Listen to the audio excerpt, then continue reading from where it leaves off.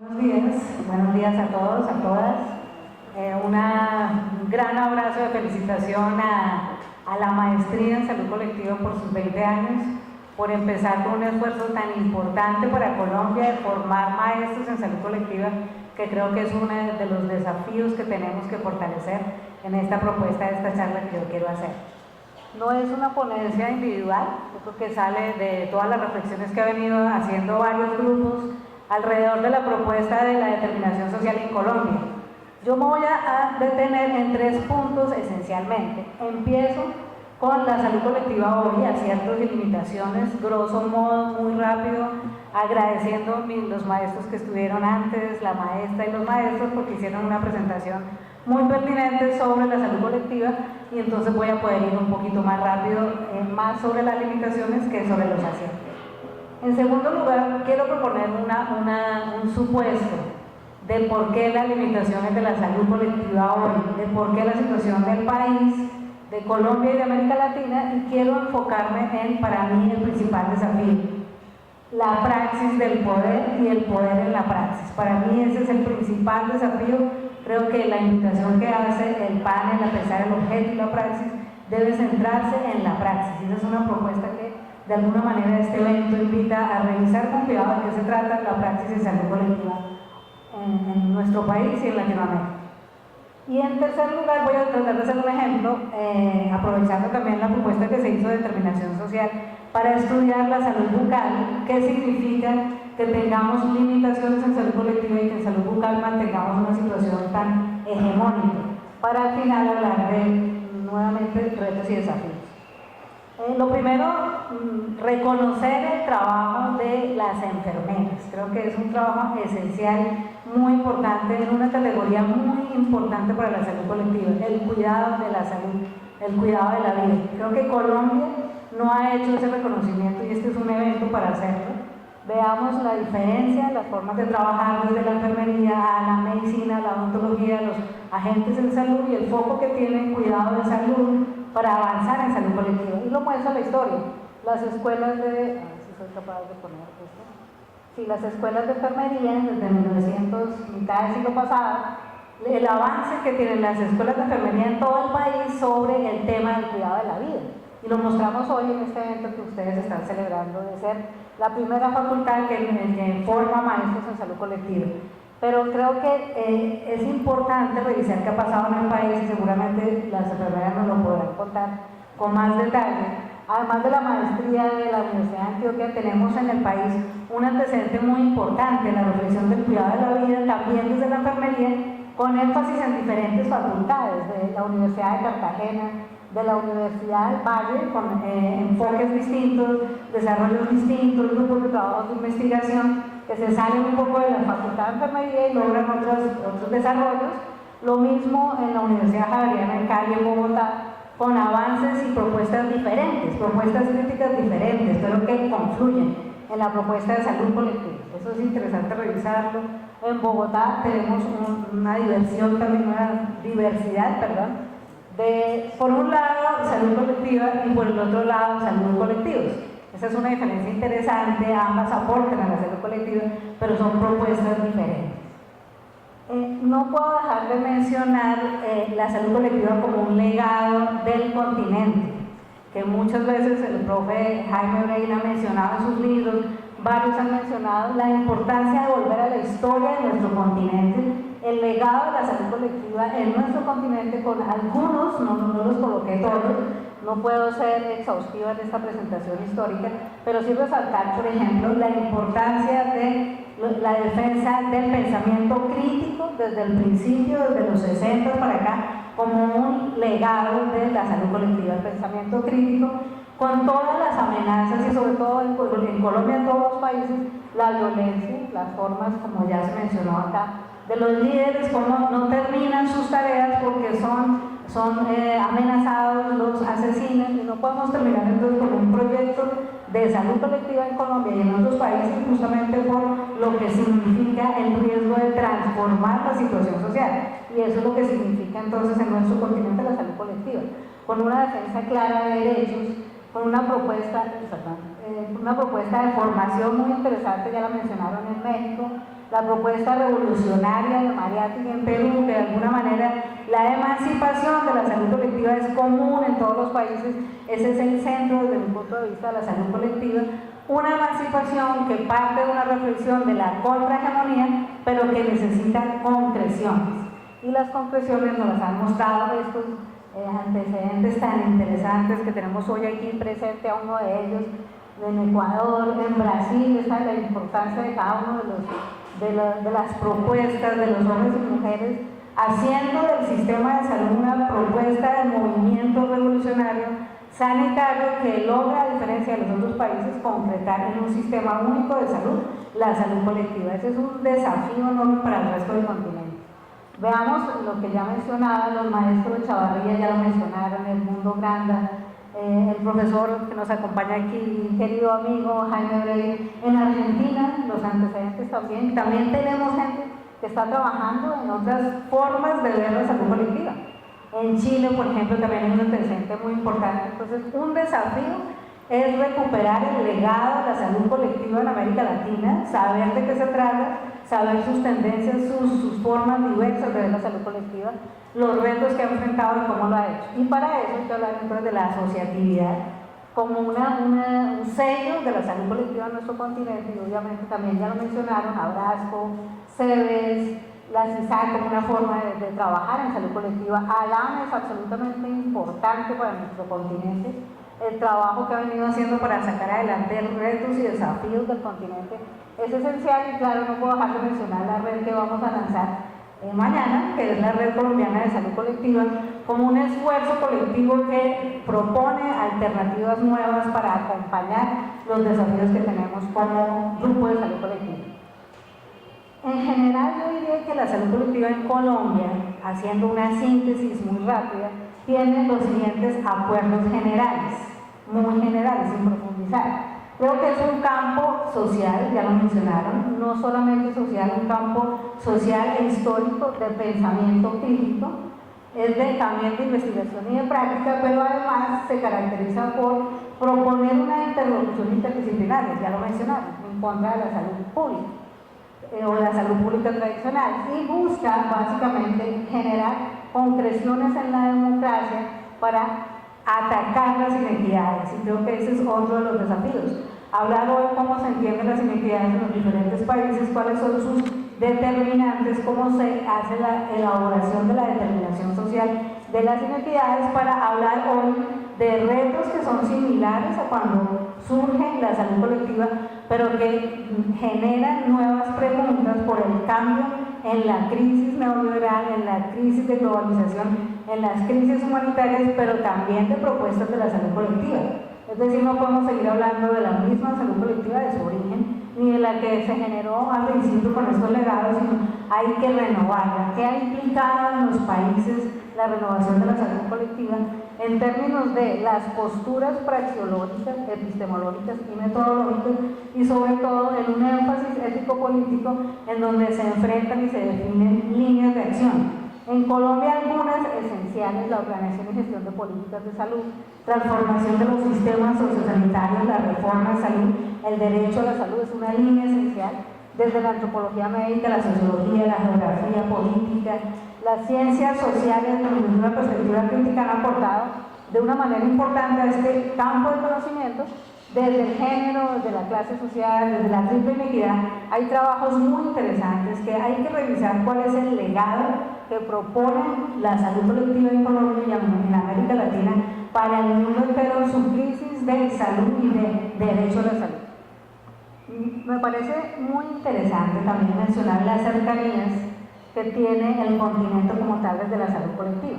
Obviamente un trabajo contrahegemónico, antineoliberal, antiprivatización, y unos métodos y praxis similares, pero con grandes diferencias. Si comparamos Brasil con Ecuador, estos países con Colombia o con México, vamos a encontrar grandes diferencias que tienen que ver con las formas como se construye históricamente la propuesta de salud colectiva y los desarrollos en cada uno de lo praxeológico, lo metodológico y lo epistemológico como tal. Entonces, ese es un trabajo esencial a realizar en el continente, Y por eso creo que es necesario también mencionar diferencias como por ejemplo lo que tiene los desarrollos que tienen las epidemiologías que no son la epidemiología clínica, la epidemiología social, la epidemiología tradicional, que todavía es muy hegemónica y la seguimos usando como si no tuviésemos el desarrollo en el continente de estos saberes de epidemiología crítica. Esa hegemonía tiene que ver con el poder, las matrices del poder, de cómo esa forma de hacer salud en el continente tiene que ver con el capitalismo, pero creo que no solo con el capitalismo, tenemos que ir más atrás a ver qué ha pasado con esta historia de las inequidades de género, etnia, raza, clase social y otras que son coloniales y que es necesario revisarlas en el marco de la salud colectiva. Por eso es interesante revisar en las posturas de los diferentes países las diferencias praxeológicas de las personas que trabajan en salud colectiva. Por ejemplo, el científico de salud colectiva es muy diferente a la gente comunitaria. Entre estos dos hay una gran diferencia entre su praxis y la praxis del movimiento sanitario y del trabajador de la salud. Esto nos genera imposibilidades para hablar de emancipación como país, como región, como barrio, como localidad, como grupo social. Este es un asunto que es importante revisarlo a la luz de este debate, y en esas diferencias creo que es esencial revisar, ya lo mencionaron los profesores, la profesora, la memoria histórica nuestra de salud colectiva, el papel del sujeto histórico de la salud colectiva, las diferencias en cada país, las diferencias por etnia, género, raza, por ejemplo, las alternativas que muestra cada país y por lo tanto las formas de trabajo intercultural y la sinergia en salud colectiva. Yo creo que no hemos logrado hacer sinergia. Tenemos la misma meta, tenemos un asunto común, una crisis que nos agobia a todos en el derecho a la salud, pero no hacemos sinergia. ¿De qué se trata el problema? Ya había mencionado uno de los esenciales, el poder, la práctica del poder, y desde allí creo que las herramientas que nos propone la salud colectiva son esenciales para identificar cuáles son las matrices sociopolíticas que más impiden el desarrollo de la salud colectiva. Ya las hemos mencionado acá. La invitación en esta ponencia es revisar otras. ¿Por qué? Porque creo que la crisis fundamental en salud colectiva es no desarrollar la interculturalidad todavía, pese a la propuesta que tiene muchos desarrollos interesantes, aportes de ciencias sociales, aportes de cada país, de los legados. No hemos podido desarrollar la interculturalidad porque hay saberes subalternizados, hay un colonialismo interno en las ciencias de la salud, en las ciencias sociales, en el trabajo en salud colectiva, y hay una homogeneidad que impide el desarrollo de la diversidad. Desde ahí entonces el poder y la política tienen un trabajo más sencillo porque simplemente las subjetividades, como dice aquí la coordinadora de la mesa, las subjetividades políticas no se desarrollan en movimientos ni sociales, ni movimientos populares, ni movimientos que sean capaces de lograr una transformación. Por lo tanto, la homogenización del campo de la salud colectiva, como ya lo mencionaron acá, es necesario revisarla con cuidado y empezar la transformación desde ahí. Esa transformación tiene muchas alternativas, como ya también mencionaba el profesor Rey. Yo me he ido por los estudios decoloniales, como una propuesta muy interesante de pensadores en América Latina. Enrique Dussel, por ejemplo, que está proponiendo la transmodernidad, Gross-Fogel también, que propone revisar cómo entendemos la modernidad en el asunto de la salud colectiva, cómo influye la forma de entender la historia de los problemas de salud en nuestro continente y cómo relacionar en un mismo espacio la modernidad y la colonialidad, avanzando en las propuestas que hacen las ciencias sociales hoy. La modernidad y la colonialidad son dos monedas, es una moneda con dos caras. Es necesario revisar nuestros antecedentes en términos del desarrollo, el progreso, las metas de la OMS, las metas del milenio, etc. Todas esas hacen parte de la modernidad, pero no la modernidad del siglo XVIII, sino una modernidad más vieja, que tiene que ver con la colonialidad. Y en donde el profesor Dussel propone que revisemos una transmodernidad en donde tengamos en cuenta qué pasa con lo que creemos de qué tan eurocéntricos somos, pero que seamos capaces de hacer lo que propone la salud colectiva, un pensamiento crítico a partir de esas limitaciones que propone la modernidad para ver qué es lo que está afuera, por ejemplo, en el conocimiento popular, en el conocimiento indígena, en el conocimiento del trabajo praxeológico que hacemos nosotros los que trabajamos en salud colectiva. Desde ahí entonces las políticas y las matrices de dominación y de identidad deben poder ser más claras, no solamente en la historia de la salud colectiva, sino más atrás. Los afros, por ejemplo, la raza, las diferencias de género no son tan recientes, seguramente allí, se me acabó el tiempo. Bueno, vamos a seguir con lo de la no interculturalidad. Creo que el problema es epistémico, se traduce en un saber subalternizado en la praxis y necesita una reflexión, un diálogo entre nosotros, un diálogo en la praxis, con todas las comunidades y la diversidad que hay en las comunidades. Para esto hay varias propuestas, no ver solamente el capitalismo, ver la colonialidad del poder, ver cómo se traduce esto en nuevas formas de entender la hegemonía. Creo que la hegemonía no es solamente de acumulación capitalista, hay otras maneras de asumir lo que somos como latinoamericanos, las diferencias que hay entre el saber subalterno y el saber subalternizado en salud. Es muy importante hacer una cultura, una crítica y darnos cuenta de la pluriversidad que es parte de la salud colectiva y que no se discute. Se habla hoy en día, en vez de interculturalidad, de la competencia cultural, y ahí nos vamos por un sitio que no es. El ejemplo de salud bucal, si me da el tiempo, quiero profundizar un poquito, teniendo en cuenta el último